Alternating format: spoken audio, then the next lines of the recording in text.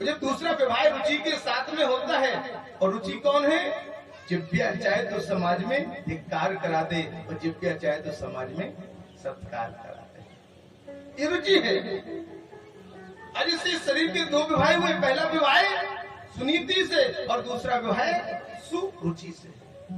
जब दोनों से विवाह हुआ, विवाह होने पर किसको कष्ट होता है? मैंने बताया है, जो दो विवाह करता है, दो घोड़े पे असवार होने वाला व्यक्ति गिर जाता है, दो नाव पे तैरने वाला व्यक्ति डूब जाता है।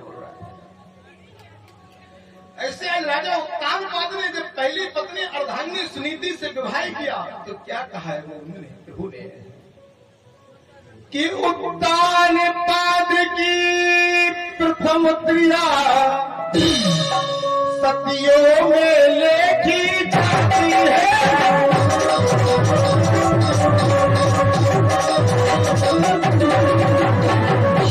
वह परम विनीता नीतिवती, वह परम विनीता नीतिवती रानी सुनीति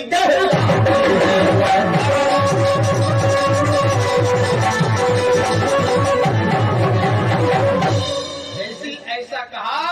उत्तानपाद की प्रथम क्रिया सतियों में लेखी जाती, जैसे सती अनसुईया हुई, सती नर्मदा हुई, सती कौशिकी और माता की कृपा सती सुलोचना हुई, ऐसी सतियों में लेखी जाती है। उत्तानपाद की इतनी अच्छी रानी थी, जो ज्ञानवान थी, राजा से कोई भूल हो तो राजा को सलाह देती थी, सलाहकार थी। लेकिन आज उस रानी के मन में विचार आया कि मेरे 10 वर्ष व्यतीत हो गए, लेकिन कोई पुत्र नहीं है। इस राजपाट को चलाने वाला एक पुत्र होना चाहिए।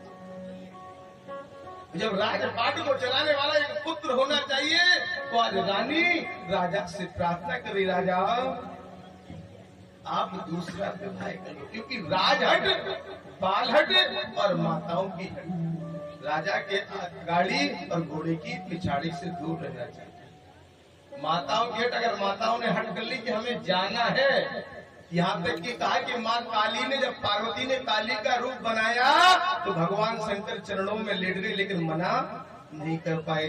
तो हम और आप तो संसार के जीव अगर काली बन गई तो फिर माँ भी काल में पड़पड़ाते रहे, इसलिए बच के रहना चाहिए। और बालक की हट, अगर बालक ने हट कर ली तो जेब में पैसे हो ना हो, लेकिन कुछ न कुछ दिलवाना पड़ेगा। अदिति मैया ने हट की, राजा ने आपको दूसरा विवाह करना होगा, राजपाट चलाने वाला कोई नहीं है। अदिति कहा कि तमसा आराजम पुरुषम तस्यैवानुग्रहेण में सर्वे तम साध्यात्माना यदक्षी निर्वासिनः। ये निर्भुक, ये राजन, अगर तुम्हारे संतान नहीं हुई तो फिर क्या होगा? आपका क्या होगा? इसलिए क्या कह रही है आज रानी, हाथ जोड़ करके प्रार्थना कर रही है कि रानी ने दोनों हाथ जोड़ो, उत्तानपाद को समझाया, उत्तानपाद को